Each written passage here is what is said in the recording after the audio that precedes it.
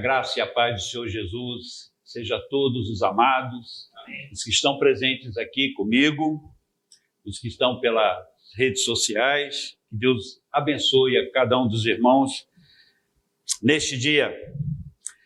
Queridos, ainda de pé, vamos abrir nossas Bíblias no Evangelho segundo Mateus escreveu, no capítulo 11, e vamos ler a partir do verso 1. Mateus, capítulo 11, a partir do verso 1. Diz assim as Sagradas Escrituras: E aconteceu que, tendo Jesus terminado de dar as instruções aos seus 12 discípulos, que partiu dali para ensinar e pregar nas cidades deles. Ora, quando João ouviu na prisão sobre as obras de Cristo, ele enviou 2 dos seus discípulos a dizer-lhes: És tu o que havia de vir, ou aguardamos outro? E Jesus respondendo disse-lhes: Ide e mostrai a João novamente as coisas que ouvis e vedes. Os cegos recebem a sua visão, e os coxos andam. Os leprosos são purificados, e os surdos ouvem. Os mortos são ressuscitados, e aos pobres é pregado o Evangelho. E abençoado é aquele que não se ofender em mim. A minha tradução pode estar um pouquinho diferente da dos irmãos, tá? Porque a minha é King James, mas com certeza os irmãos entenderam o que o texto quer dizer. Oremos, queridos. Querido Deus, bendito Pai, aqui estamos, Senhor. Aqui estamos para ouvir a Tua palavra, a mensagem que vem do Teu trono sagrado. Portanto, Deus, fala aos nossos corações nesta manhã, fala aos corações dos nossos amigos e irmãos espalhados aí por esse mundo afora, que estarão também vendo esta mensagem. Mas, Senhor, fala a todos nós. É a Tua voz que nós queremos ouvir. Portanto, meu Deus, unge os meus lábios, usa a minha mente, controla o meu corpo, que tudo seja feito, Senhor, para a Tua glória e para a Tua honra, em nome de Jesus. Amém. Glória a Deus. Queridos,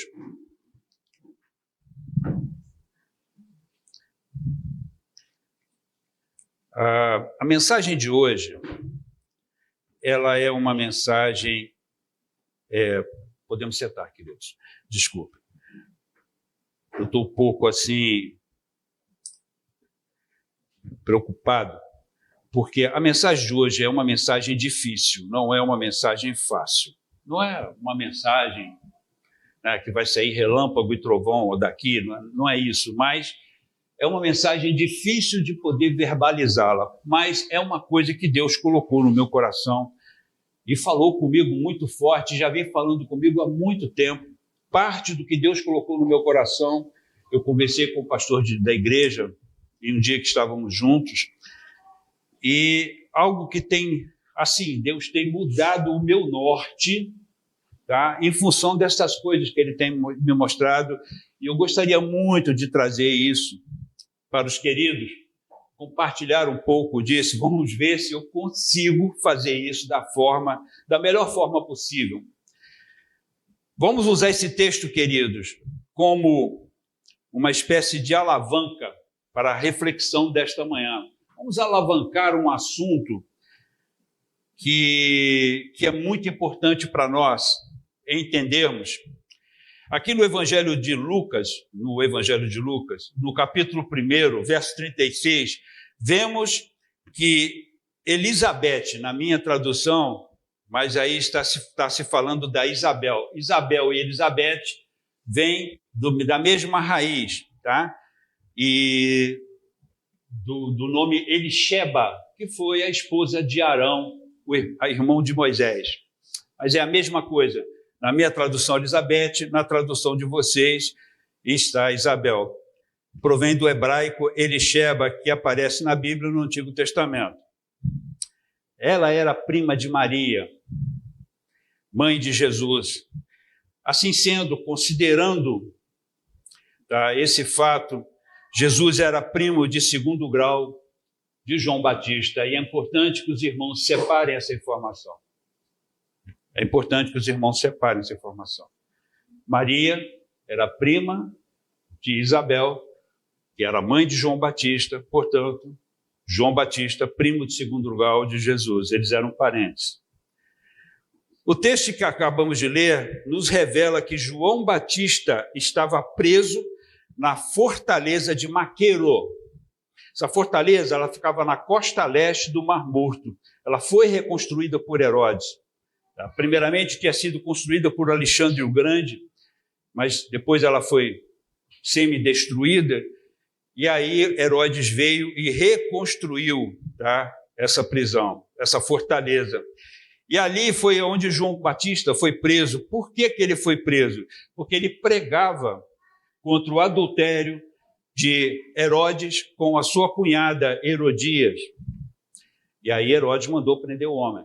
Está falando muito, bota esse cara preso.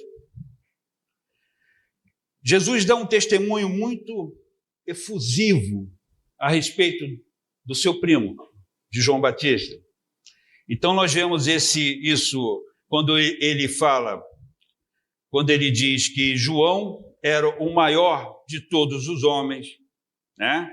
Isso está revelado em Mateus capítulo 11:11. Fala também que ele era o mensageiro enviado por Deus para preparar o caminho dele. Tá? Isso está lá em Mateus 11:10. Tá? E não consta, queridos, tá? Em nenhum momento, em nenhum registro bíblico, uma visita de Jesus a João Batista enquanto ele estava preso. Interessante isso, né? Mas você não vai ler na Bíblia, e também não há nenhum registro histórico de que Jesus tenha ido visitar João quando ele foi preso. Pelo contrário, a Bíblia nos informa lá em Marcos capítulo 1:14 que Jesus foi para a Galiléia. A prisão de Maquero ficava numa região chamada região da Pérea, que hoje é a Jordânia, e ficava bem em frente à Judéia. E Jesus sai da Judéia, ele estava próximo da prisão, e vai para a Galiléia. Ele não vai ver o primo dele, ele não vai ver João. Vão guardando essas informações, vocês vão entender depois.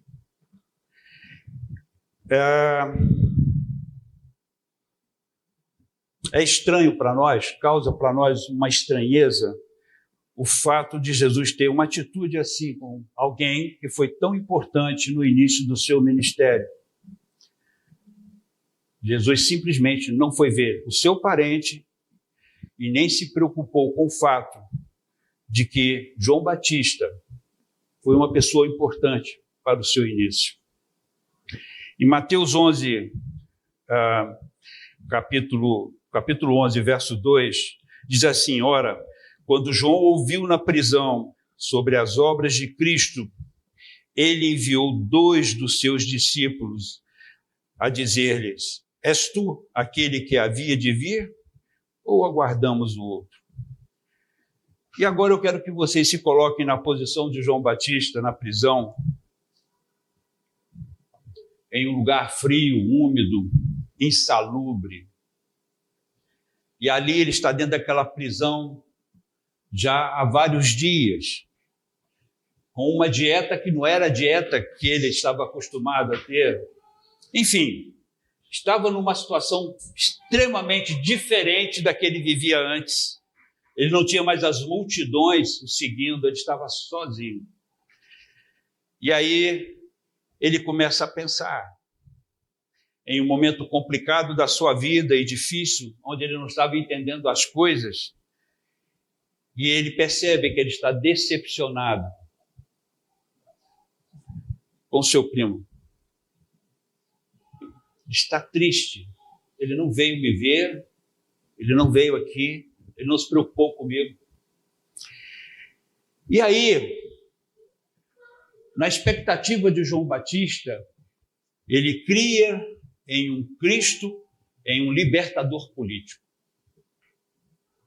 Ele tinha a revelação de Deus, sabia o propósito de Deus, mas na cabeça de João, ele entendia da seguinte maneira: ele será o nosso libertador político, ele vai tirar Israel do jugo romano, ele vai voltar com a nossa nação como referência no mundo, e ele vai vir aqui me tirar desta prisão. E nada disso aconteceu. Aí ele chama 2 dos seus discípulos e fala: vai lá nele, pergunta para ele se é ele esse cara mesmo, ou se eu tenho que esperar outra pessoa. Essa é a razão por que ele mandou fazer essa pergunta. João Batista estava frustrado, amargurado, em uma situação insalubre que o consumia diariamente. Ele estava esvaindo suas forças, porque ele não compreendia tudo aquilo que estava acontecendo diante dos seus olhos. A sua expectativa fora frustrada. E este é o quadro que nós vamos usar agora, para falarmos de um assunto que é difícil de falar sobre ele. E o título da mensagem desta manhã, eu peguei emprestado de um livro que eu li há muitos anos atrás, chamado Quando a Corda se Rompe, de Steve Brown. Eu vou pegar o título emprestado, não o teor do que está escrito no livro, porque a mensagem não tem nada a ver com o que está no livro. Mas o título, sim, tem tudo a ver. Então, queridos, por que a corda se rompe? E quando é que isso acontece? Qualquer um de nós está passivo desta corda se romper. Agora, precisamos prestar atenção nos sinais de quando essa corda está por um fiapinho apenas, e não deixá-la romper. Então, meus queridos, Deus começou a me mostrar algumas situações, e a primeira delas, a corda se rompe primeiramente por não entendermos o real significado da nossa existência aqui na Terra. Estamos aqui, queridos, mas estamos aqui com aquilo que o mundo nos diz. O que o mundo nos fala? Nós nascemos, crescemos, reproduzimos e logo depois morremos. Isso é o que o mundo diz. Mas não é isso que Deus diz. Se nós formos lá no Salmo 19, a partir do verso 1, nós lemos assim: os céus declaram a glória de Deus e o firmamento mostra o trabalho das suas mãos. Dia a dia profere discurso, à noite mostra o conhecimento. Não há discurso e nem linguagem onde sua voz não seja ouvida. A natureza declara a glória de Deus. Aí nós vamos para Isaías 43, lá no verso 7, nós lemos o seguinte: todo o que é chamado pelo meu nome, eu criei para a minha glória. Eu o formei, sim, eu o fiz. Para o quê? Para a glória de Deus. Aí nós vamos para Efésios, capítulo 1, a partir do verso 11. E nós lemos assim: em quem também obtemos herança, havendo sido predestinados conforme o propósito daquele que faz todas as coisas, segundo o conselho da sua vontade. Fomos feitos segundo o conselho da vontade de Deus. E qual é essa vontade? Com o fim de sermos para louvor da sua glória, os que primeiro confiaram em Cristo. Então, queridos, a palavra de Deus é muito clara. Nós fomos criados, nós fomos feitos para glorificarmos o nome de Deus. Essa é a razão primeira da nossa vida. Não estamos aqui para nascer, crescer, reproduzir e morrer, apenas. Nós estamos aqui para glorificar o nome de Deus. Nada que vier depois disso em nossas vidas pode obscurecer este fato. Primeiro, somos sacerdotes ao Senhor e depois somos qualquer outra coisa. Somos médicos, engenheiros, motorista de táxi, aposentados, mas primeiro somos sacerdotes. Foi para isso que nós fomos criados. Nós não podemos nos esquecer disso, irmãos. Não temos como abandonarmos essa ideia, não tem como nós simplesmente colocarmos ela de lado. Nós fomos criados para a glória de Deus e ponto final. As outras coisas orbitam em torno dessa realidade. Então, queridos,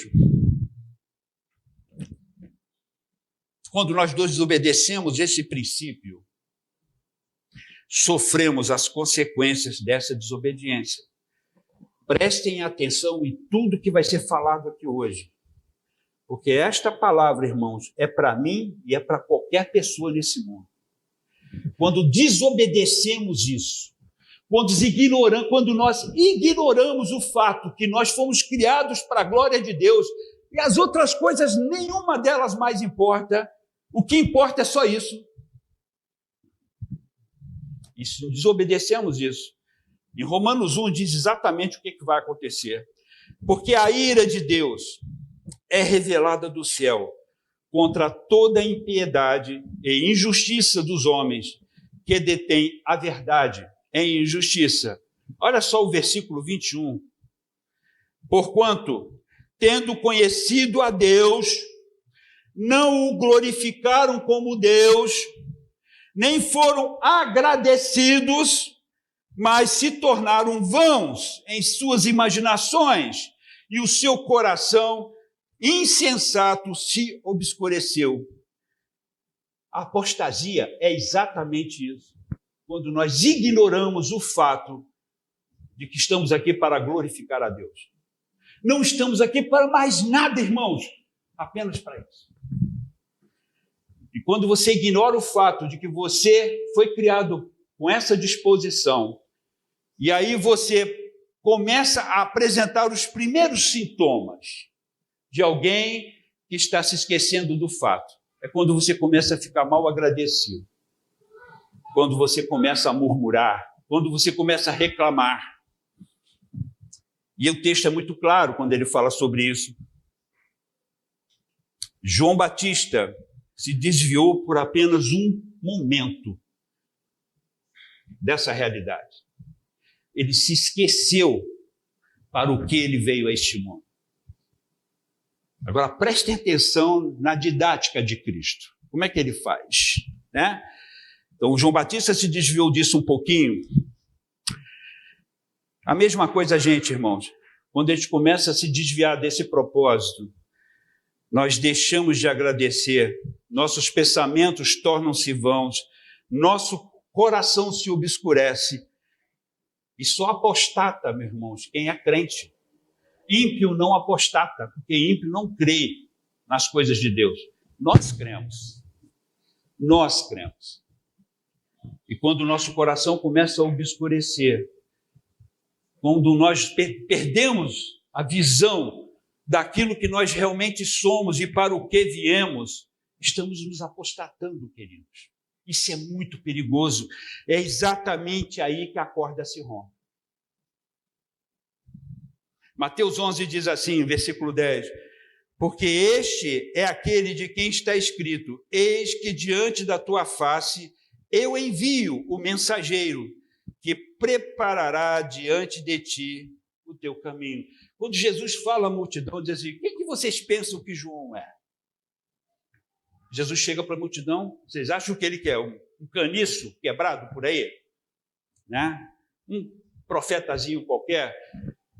Ele foi o cara que Deus enviou para preparar o meu caminho.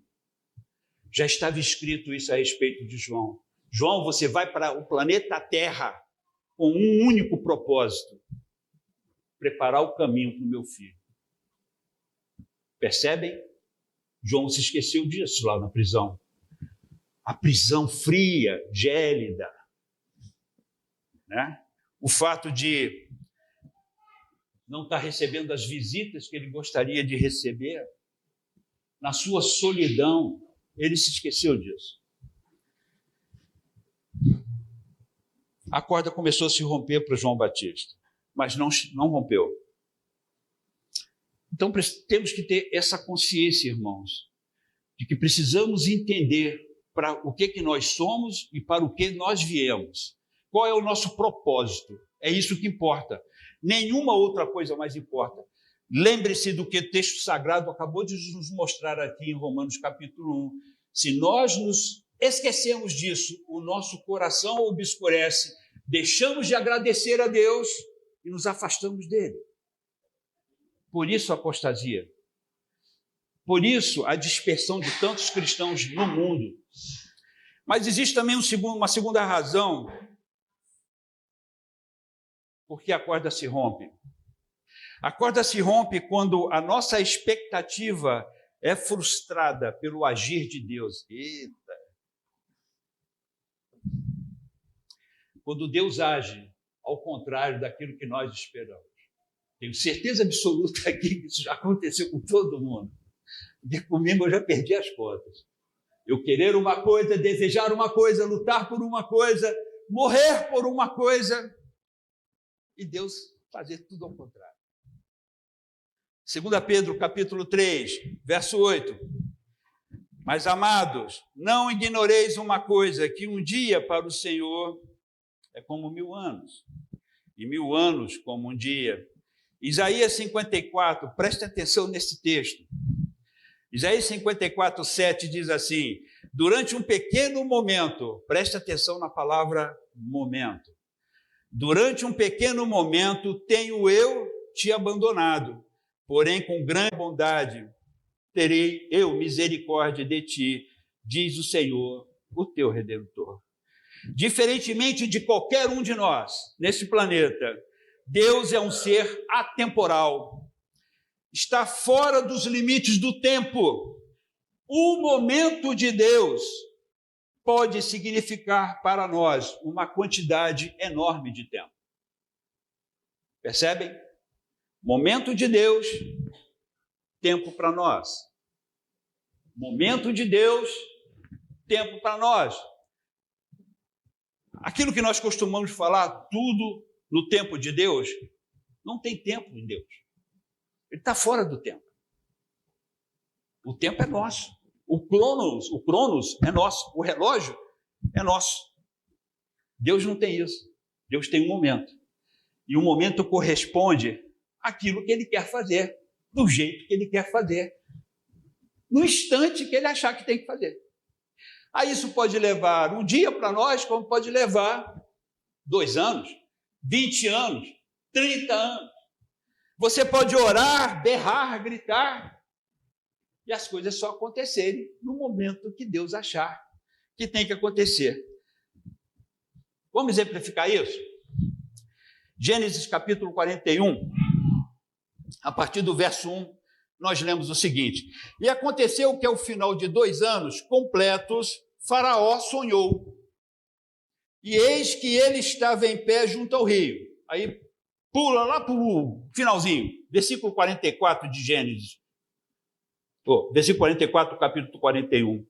E Faraó disse a José: eu sou Faraó, e sem ti nenhum homem levantará a sua mão ou o pé em toda a terra do Egito.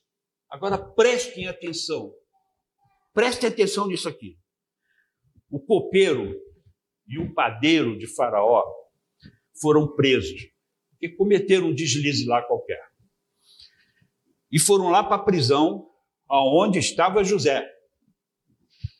E certo dia, esses 2 homens sonharam um sonho. E José os interpretou.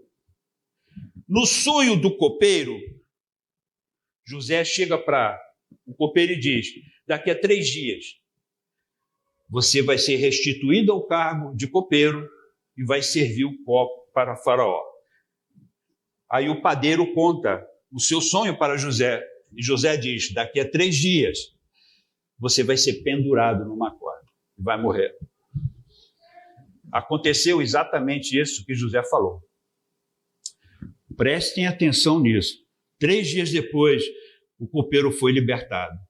Mas José chega para o copeiro e fala assim: quando você estiver pertinho de Faraó, você intercede por mim, para ele. Fala para ele que eu não cometi crime nenhum, estou preso aqui injustamente.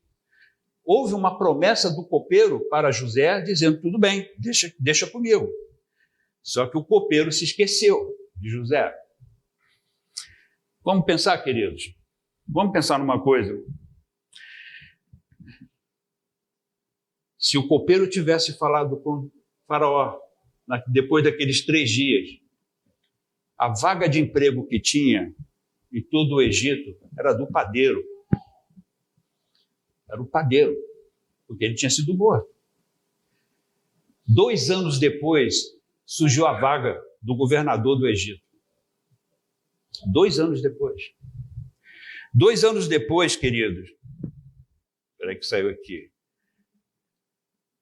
2 anos depois, apareceu esse momento do texto que eu li a seguir, quando José se apresenta para Faraó, interpreta o sonho de Faraó e assume a liderança do Egito. E Faraó diz, ninguém levanta o pé, eu sou o Faraó, mas aqui no Egito, ninguém vai levantar o pé ou a mão sem antes falar contigo. Para pensar nisso. Momento de Deus. Mas significou 2 anos para José. Mais 2 anos de espera, diante de tantos anos preso. Percebem? Então, meus irmãos, João Batista esperava que Jesus fosse o libertador político de Israel. Ele esperava que Jesus julgasse os atos terríveis daqueles que dominavam a nação. João Batista esperava que Jesus o libertasse da prisão. Nada disso aconteceu. E João se decepcionou. E por isso a pergunta no versículo 3 do capítulo 11 de Mateus, és tu aquele que havia de vir ou aguardamos outro? Porque nada do que eu queria, eu pensei, eu pedi, nada do que eu esperava aconteceu. És tu mesmo? A expectativa de João fora frustrada, mas a resposta de Jesus veio logo depois. E olha só a didática de Cristo. Mateus 11, a partir do verso 4, diz assim, e Jesus respondendo disse-lhes, ide e mostrai a João novamente. Guarda isso aí, na minha tradução tem essa palavra novamente. As coisas que ouvis e vedes. Os cegos recebem a sua visão, os coxos andam, os leprosos são purificados, os surdos ouvem, os mortos são ressuscitados e aos pobres é pregado o evangelho. Esta palavra novamente, que consta na minha tradução, traz uma conotação de um Jesus que faz-nos lembrar da nossa verdadeira missão, que muitas vezes nos esquecemos dela. Ou no brilho das luzes deste mundo, também nos esquecemos da nossa missão. Quando o fragor desse mundo nos encanta, ou na densa escuridão do sofrimento numa prisão. Jesus manda de volta aos seus interlocutores. Ele não vai lá falar com João. Ele pega os mesmos interlocutores e os devolve para João, dizendo para eles, diz para João, que eu sou o Cristo de Isaías 61, que eu estou cumprindo o que está escrito a meu respeito, que o Espírito do Senhor Deus está sobre mim, porque o Senhor tem me ungido para pregar boas novas ao pobre, Ele tem me enviado para atar as feridas do dilacerado, para proclamar a liberdade dos cativos e a abertura da prisão para aqueles que estão encarcerados, para proclamar o ano aceitável do Senhor e o dia da vingança do nosso Deus, e para confortar todos os que pranteiam. O Jesus, ele mandou falar assim, eu colocando, né, de uma forma mais tranquila, mais clara. Jesus manda dizer para João, diz para João que o Jesus do leão de Judá, lá de Apocalipse 19, só vai vir depois, em outro momento. Agora é o momento do Cordeiro. Agora é o momento do Cordeiro que tira todo o pecado do mundo. E aí, meus queridos, como é que a gente faz nessa hora? E você tem uma grande expectativa, Deus vai responder, agora vai acontecer. E nada acontece. As respostas não vêm, ou quando vêm contrárias àquilo que pedimos. Como é que funciona isso na vida de um cristão?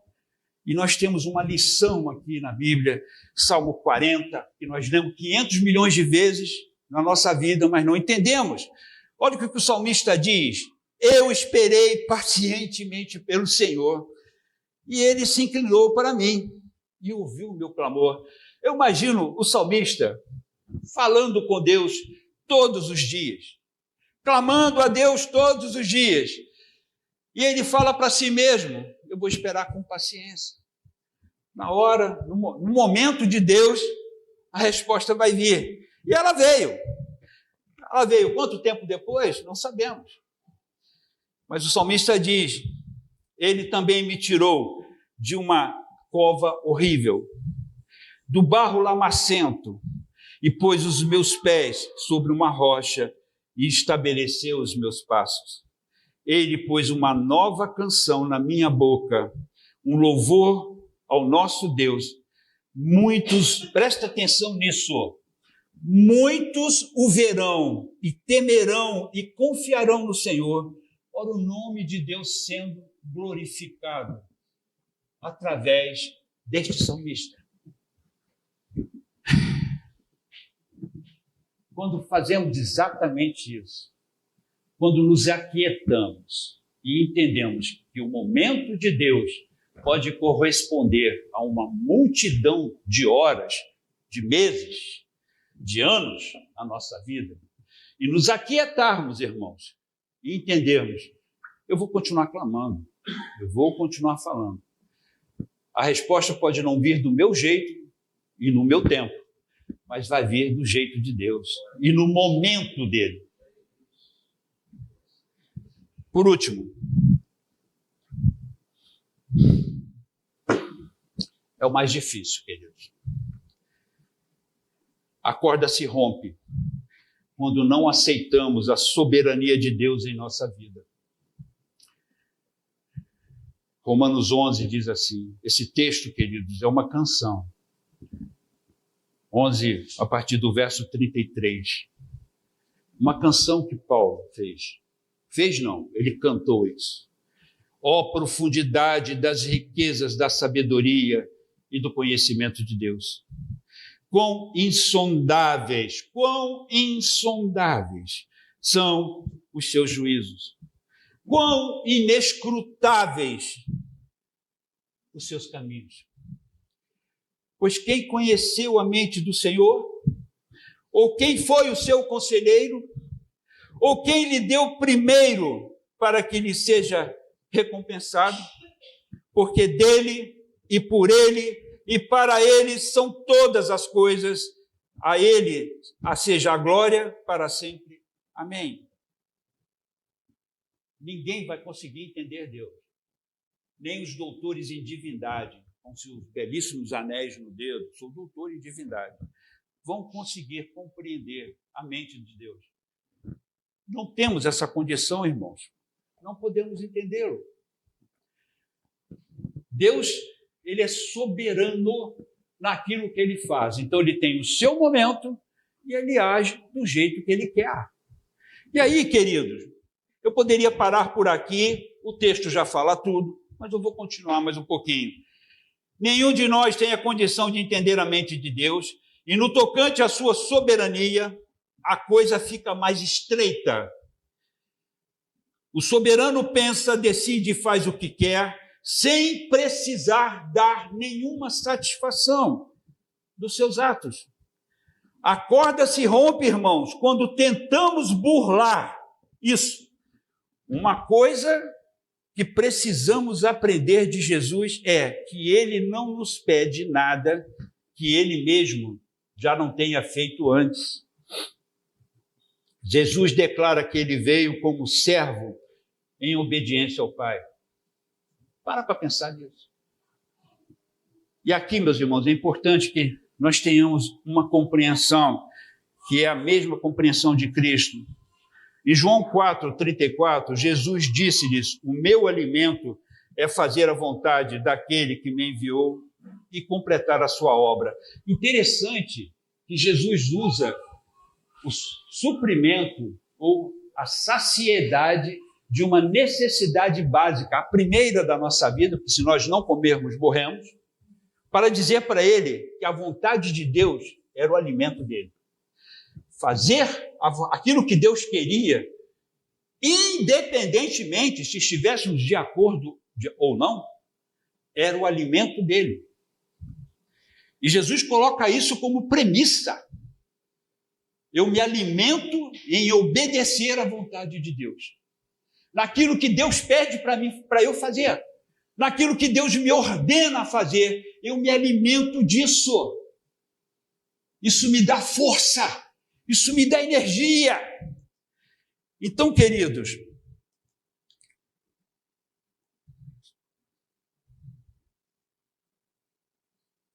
preste atenção no que Jesus está dizendo aqui. Jesus deixa claro que o seu foco era estar em obediência à vontade soberana de Deus.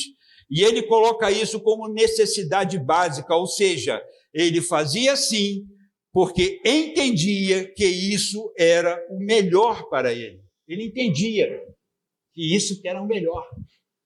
Não é o que ele deixava de fazer, mas se ele obedecesse, aquilo era o melhor para ele. Aquilo o alimentava, aquilo o sustentava. E quando Jesus responde a João, ele mostra para João que ambos, tanto ele quanto João, tinham de cumprir o que estava escrito a respeito deles. Jesus não se esqueceu da sua missão. E aí, quando ele devolve os interlocutores para João, lembra ele novamente. Por isso a palavra novamente. João sabia disso. Ou vocês acham que João não tinha a revelação de Deus sobre ele? Tinha.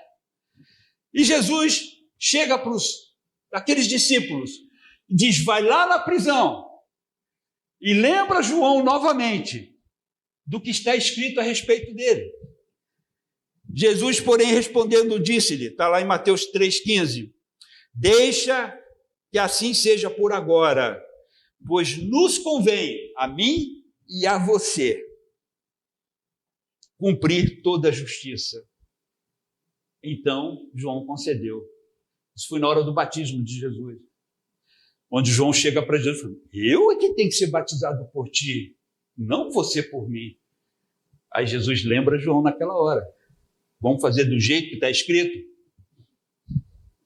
Vamos fazer do jeito que nos foi ordenado? Não vamos mudar nenhuma vírgula. Você me batiza, porque é assim que está escrito. Lindo demais isso, gente. Mas nos esquecemos. Você está aqui por uma razão só. Só uma. Uma. Não é ficar mais bonita ou mais bonito. Não é se casar. Não é ficar rico. Não é investir na bolsa. Não é ter uma casa de praia. Você está aqui para glorificar a Deus, e essa é a razão primeira da sua vida. Estamos aqui porque estamos aqui para glorificar a Deus. E as pessoas vão olhar isso, as pessoas vão ver isso, e vai acontecer o que está escrito no Salmo 40. Eles vão glorificar a Deus também, pelas nossas vidas. É assim que funciona. Quando nós obedecemos. Quando nós não obedecemos, o nosso coração se obscurece. O nosso coração fica negro e nos apostatamos. É assim que funciona essa equação. Deus tinha decidido daquele jeito e não pediu opinião de ninguém. Para isso, ele decidiu assim e pronto, acabou. Vai ser do meu jeito. Não é do seu jeito, não é do meu jeito, é do jeito dele. A questão é como encaramos isso, irmãos. Podemos encarar isso na passividade do conformismo estoico, ouvimos aqui sobre isso hoje, ou encararmos isso aceitando pela fé em um Deus que tem o controle de todas as coisas em suas mãos. O conformismo nos leva a uma insatisfação que acaba se traduzindo na busca dos nossos direitos.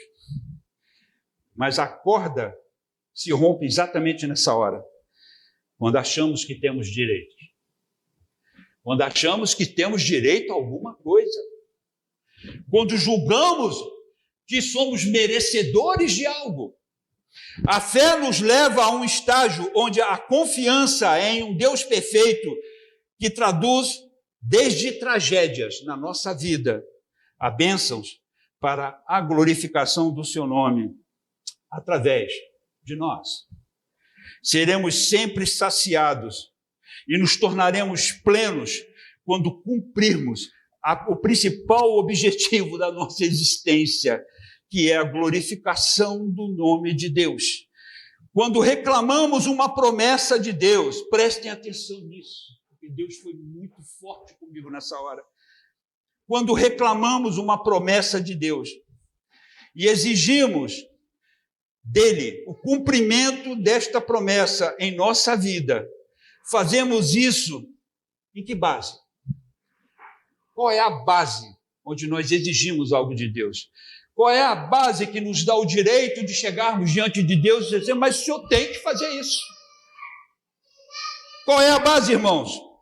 Quando falamos que Deus tem de curar, quando falamos que Deus tem de libertar, ou que Ele tem de fazer qualquer outra coisa, veja bem, a forma como nós olhamos para Deus e exigimos dele essas coisas. Quem é o soberano aqui? Quem é o soberano, irmãos? É Deus ou nós? Se eu chego para Deus, mas o Senhor tem que fazer isso. E falamos isso com Deus de uma maneira, porque dizemos aqui para Ele, quando reclamamos promessas, na realidade, estamos reclamando direitos. Eu tenho direito a essa bênção. Eu tenho direito a essa cura. Eu tenho direito a isso, Deus.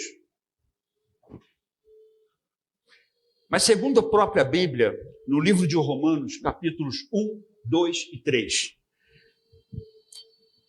o único direito que nós temos é o de irmos para o inferno. Irmãos, ali está muito claro para qualquer um que quiser ler, vai entender o que está escrito ali.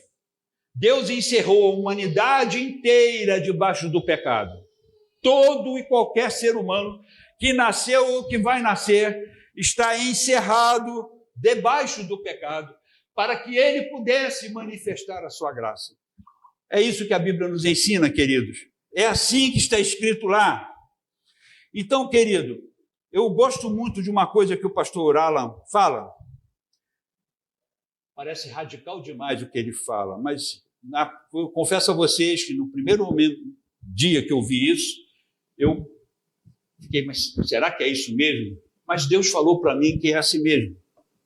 Ele está certo naquilo que ele faz, porque ele diz o seguinte: se alguma coisa ruim acontece conosco, palavras do pastor Alan, tá? Abre aspas.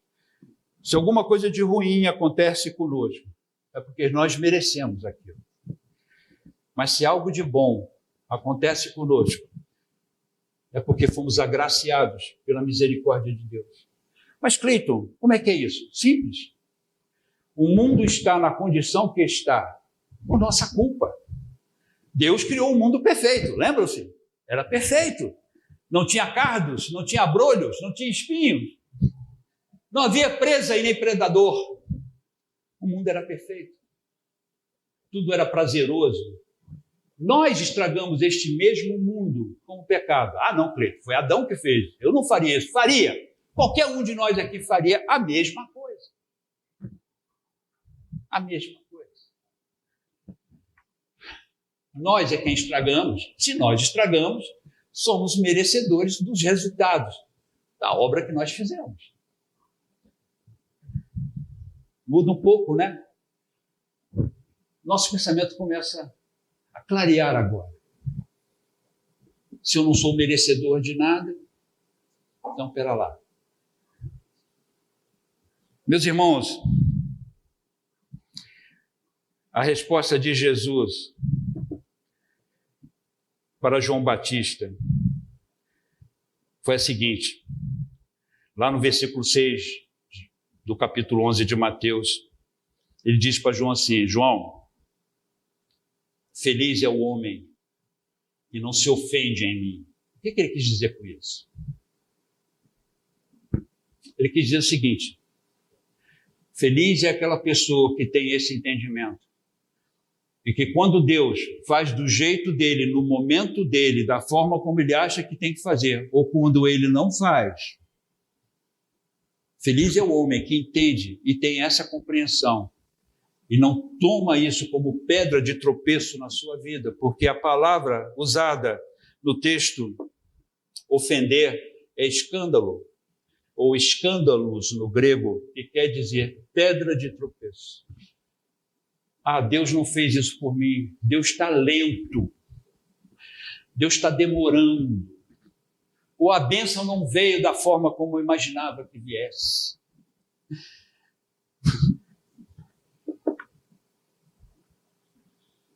E aí a corda se rompe, porque tomamos isso como uma pedra de tropeço em nossas vidas. Irmãos, nem todos terão as suas orações respondidas. Eu falei que essa mensagem de hoje ia ser bem diferente. Nem todos terão as suas orações respondidas naquilo que pedem.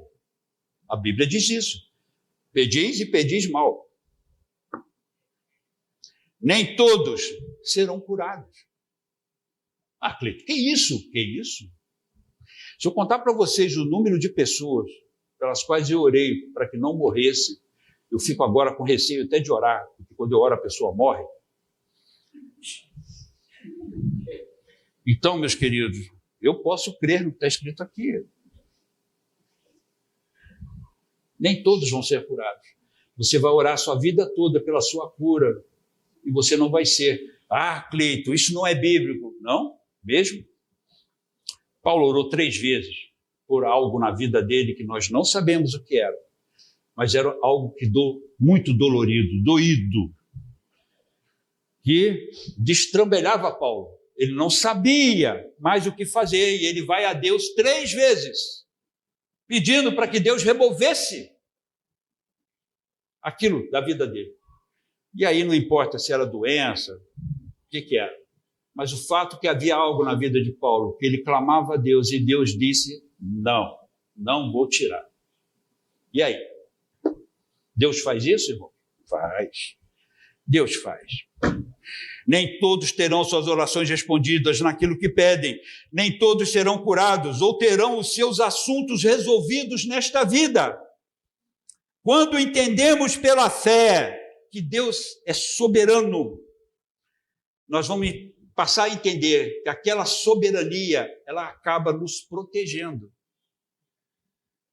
ela acaba nos transformando, ela acaba nos mudando. Entendemos pela fé que a soberania de Deus nos protege, nos guarda e nos leva para o céu, irmãos. Existe algo melhor do que isso. A despeito dos nossos problemas, lutas, doenças, não importa. O céu é o nosso lugar. E é para lá que nós estamos indo. E a soberania de Deus nos leva para lá.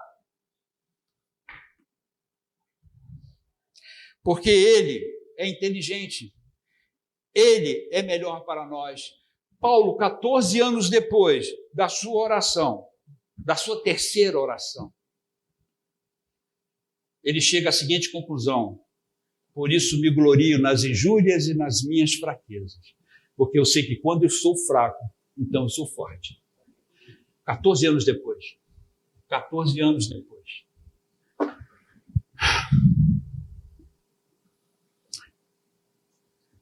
Saberemos que as promessas, elas chegam até nós, embrulhadas no papel de presente da sua soberania. Pegamos as nossas Bíblias, pegamos o Salmo 91, eita glória, pá! Praga nenhuma chegará à sua tenda, 1000 cairão ao teu lado, 10.000 à tua direita, mas tu não serás atingido. Amém? Vai lá nos países onde a restrição religiosa impera. onde há pouco tempo li uma declaração de uma irmã nossa lá, que viu seu marido ajoelhado na posição de sacrifício, na frente do seu algoz, um daqueles jihadistas de lá. Deu um tiro na cabeça dele, na frente da mulher e dos filhos. 1000 cairão ao teu lado, 10.000 à tua direita, mas tu não serás atingido. Funciona para nós, por que para eles não? Irmãos, isso é sério. Precisamos compreender que as promessas de Deus estão envolvidas dentro da sua soberania. E não vamos tentar explicar isso aqui, porque não vamos conseguir explicar. Mas o fato é, irmãos, que dá certo para uns e para outros não. Nessa perspectiva. Porque se olharmos para a soberania de Deus como algo divino, tremendo, maravilhoso, algo que nos conforta, aí nós vamos entender, irmãos, e o melhor exemplo disso, tá? É o que está escrito em Jó, queridos. Agora nós vamos entender por que Jó teve aquela reação. Ele a teve porque ele sabia disso. Jó, em capítulo 1, verso 20, depois de receber todas aquelas notícias ruins, ele se ajoelha e diz que ele se levantou e rasgou o seu manto, raspou a sua cabeça, prostrou-se em terra e adorou. E adorou. Depois de 10 filhos mortos. Dinheiro a gente recupera, filho não. Ele perdeu os 10. E disse: nu saí do útero de minha mãe, nu retornarei para lá. O Senhor o deu e o Senhor tomou. Abençoado seja o nome do Senhor. Em tudo isso Jó não pecou e nem culpou Deus de maneira tola. Aí vem Jó capítulo 2, verso 9. Então a mulher de Jó chega para ele e diz, ela estava sangrando, estava dilacerada, tinha perdido seus 10 filhos. Que dor horrível! E ela chega para Jó e diz, disse a sua esposa a ele, ainda retens a tua integridade? Amaldiçoa a Deus e morre. Mas ele disse a ela, tu falas como costumam falar as mulheres tolas. Se receberemos o bem da mão de Deus, não receberemos o mal? Em tudo isto, não pecou Jó com seus lábios. Jó entendia isso. E aí, irmãos, é nessa parte que vem a nossa reflexão, a cereja do bolo. Por que nós estamos com Deus? Sabedores de tudo isso, por que estamos com Ele? Por que Jó continuou com Deus? Por que ele não fez o que a esposa dele? A lógica pede isso. A lógica pede isso. A lógica pede isso. Qual é a conclusão que nós temos, queridos? Aqui, encerrando esta mensagem. A corda se rompe quando não entendemos o propósito da nossa existência. Quando fazemos como João Batista na prisão. Espera aí, não estou te entendendo. E olha uma coisa interessante. Você pode questionar Deus. Você pode questionar Deus. Isso não é proibido de questionar Deus. Jó questionou Deus. Questionou durante todo o momento do seu sofrimento. No final, Deus chega para ele. Bom, quem é aquele que deve ter tamanho conhecimento, que sabe como é que o mundo foi feito, que sabe de todas as coisas? E aí Deus começa a explicar para ele. Mas explicou para um homem que sabia e que tinha o entendimento da soberania de Deus. O resultado nós vemos lá no último capítulo, 42, quando Jó diz para si, antes eu te conhecia só de ouvir, Deus, mas agora os meus olhos te veem. Irmãos, é aí que entra a revelação. Nós precisamos entender o nosso propósito. Por que nós estamos aqui? Qual é o sentido verdadeiro da nossa vida? O segundo propósito. E quando a nossa expectativa frustra com o agir de Deus? Deus age de uma forma diferente da qual nós esperamos. Tem exemplos hilários por aí, de orações de irmãs. Eu vi uma irmã falando que orou tanto a Deus, pedindo, deu o tipo do camarada que ela queria ter como esposo. Ela falou assim, irmão, você não imagina o que Deus mandou para mim. Ele mandou uma tora para mim. Uma tora.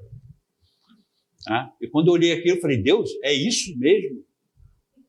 É isso mesmo? Mas depois de anos de casado com esse homem, ela não troca ele por ninguém, por nenhum outro. A forma como ele a trata, a forma como ele cuida dela.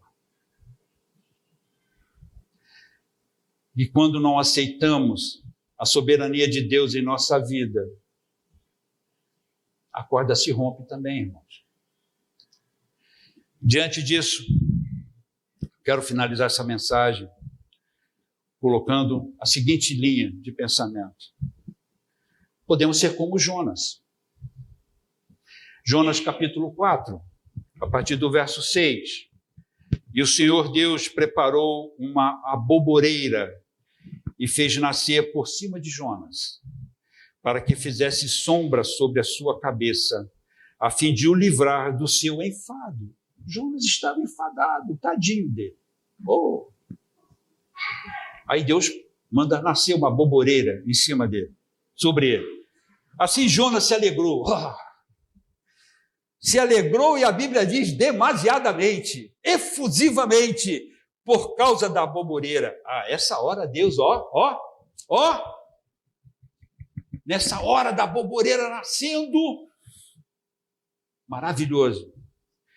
Mas Deus preparou um verme, quando a manhã subiu no dia seguinte, o qual feriu a aboboreira, e esta se secou. E aconteceu que, quando o sol apareceu, Deus preparou um forte vento do leste, e o sol feriu a cabeça de Jonas, que desmaiou e desejou com toda a sua alma morrer, dizendo que é melhor para mim morrer do que viver. A aboboreira secou. Cadê a sombra? Esse sol está me matando. Eu não aguento mais, Deus, não aguento mais. E o texto vai mais, o texto diz que Deus chega para Jonas e pergunta para ele, meu camarada, é razoável essa sua reclamação? Você acha que Jonas, Deus, me perdoe? Não. Jonas fez exatamente como qualquer um de nós faríamos. É razoável, sim. Eu tenho direitos. Sou teu filho. Por que está agindo assim comigo? Eu mereço. Eu faço tudo na igreja. Eu sou isso, eu sou aquilo, outro. Deus pergunta para Jonas, é razoável isso? A aboboreira, quem plantou fui eu, e quem a matou fui eu. Agora, os 100 mil lá de Nínive, que iriam morrer na perdição, você não teve pena deles. Mas por causa dessa bendita aboboreira, você está reclamando. Guarda isso, irmão. Jonas, podemos ser como eles. Reclamões, resmungões. Um número incontável de cristãos mimizentos habitam nesse terrível planeta por causa dos discursos malditos pregados nos púlpitos, ensinando aquilo que é errado. Mimizento. Mas temos uma outra opção, a de Abacuque. Esse camarada não existe. Abacuque 3,17. Mesmo que a figueira não floresça, nem haja fruto nas videiras, ainda que o trabalho da oliveira falhe, ainda que os campos não produzam alimento, ainda que o rebanho seja cortado do seu aprisco e não haja gado nos estábulos, ainda assim eu regozijarei no Senhor e exultarei no Deus da minha salvação. O Senhor Deus é a minha força. Salmo 40. O Senhor Deus é a minha força, e Ele fará os meus pés como os das corças, e me fará andar sobre os lugares altos. Salmo 40. Meus irmãos, são as duas atitudes que nós podemos ter. Ou a de Jonas, murmurar, reclamar, dizer que Deus está demorando, a minha bênção não chegou. Estou aqui doente, estou isso, estou aquilo outro, minhas finanças estão ruins, não consigo fechar o mês. Podemos fazer tudo isso, chegarmos diante de Deus e colocarmos essas coisas para Ele. Deus vai olhar na nossa cara e vai dizer assim: é razoável essa tua reclamação? Porque lá em Romanos 1, lá em Romanos, nós temos agora aquele cântico que Paulo fez, cantou, tá? Diz que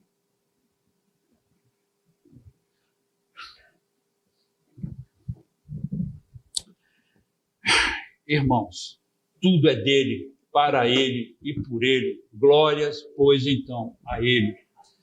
É assim que é, meus irmãos. Queridos, queria que cada um fosse para suas casas hoje, porque essas atitudes vão revelar qual é a nossa expectativa de Deus. O que nós esperamos deles, querido? Por que você está aqui hoje? Por que eu estou aqui hoje? É isso. Deus abençoe a todos.